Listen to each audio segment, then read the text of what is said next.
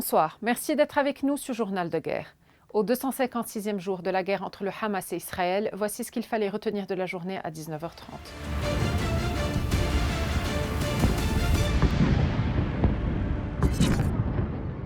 Après 2 jours de trêve non déclarée, le Hezbollah et Israël ont renouvelé leurs attaques réciproques. Mardi après-midi, une moto a été la cible d'un raid par drone dans la région de Borreliye, au nord de Tyr, blessant 8 personnes. Cette attaque intervient quelques heures après qu'un drone ait ciblé une voiture dans la même région, causant la mort d'une personne. Pour sa part, le Hezbollah a revendiqué dans un communiqué avoir ciblé un char Merkava à l'intérieur de la position israélienne de Hadab-Yarin avec un drone qui a attaqué en piqué. Après une matinée marquée par un calme relatif, l'armée israélienne a pris pour cible un centre médico-social de l'organisation internationale Amel à Arkoub, à Kfar Hamim. Le bombardement a occasionné d'importants dégâts matériels sans faire de victimes. Plusieurs localités ont également été bombardées, notamment la périphérie de Rachaya al-Fakhar, Kfar Shouba et la vallée de Shab'a dans le district de Hasbaya, où un incendie s'est déclaré. Les équipes de la défense civile se sont alors dépêchées sur les lieux pour éteindre les flammes. En outre, un incendie s'est déclaré en Israël dans la zone ouverte de Methoula, visée par un missile. Les médias israéliens ont également rapporté que des sirènes d'alarme continuer de retentir en Galilée occidentale par crainte d'infiltration de drones. L'envoyé spécial américain Amos Hochstein a appelé mardi à une désescalade urgente entre le Hezbollah et les forces israéliennes à la frontière sud. Le conflit entre Israël et le Hezbollah a assez duré, a estimé l'envoyé du président américain Joe Biden lors de sa visite à Beyrouth.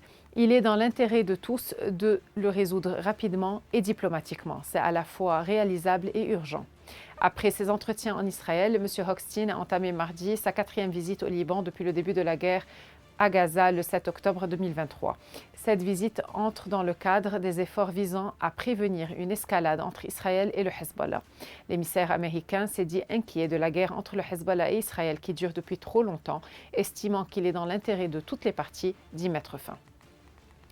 Le Premier ministre israélien Benjamin Netanyahu a déclaré qu'il est inconcevable que les États-Unis aient retenu des armes et des munitions pour Israël, ajoutant que le secrétaire d'État américain Anthony Blinken lui a assuré lors de sa dernière visite au Moyen-Orient que l'administration travaillait jour et nuit pour éliminer ces goulets d'étranglement.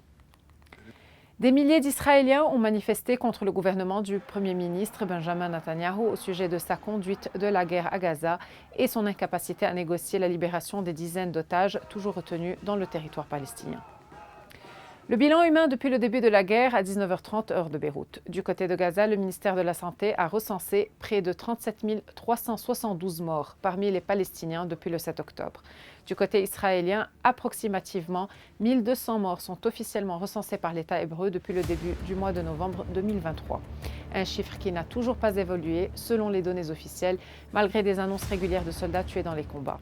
Au moins 311 officiers ont été tués dans la bande de Gaza depuis le 27 octobre, début de l'opération militaire terrestre lancée en représailles à l'attaque du 7 octobre dans le sud d'Israël. Merci de nous avoir suivis sur Ici Beyrouth. On se retrouve demain pour un autre résumé de la situation. Vous pouvez suivre toute l'actualité concernant cette guerre sur notre site web www.icibeyrouth.com sous la rubrique Guerre Israël-Hamas ainsi que sur tous nos réseaux sociaux.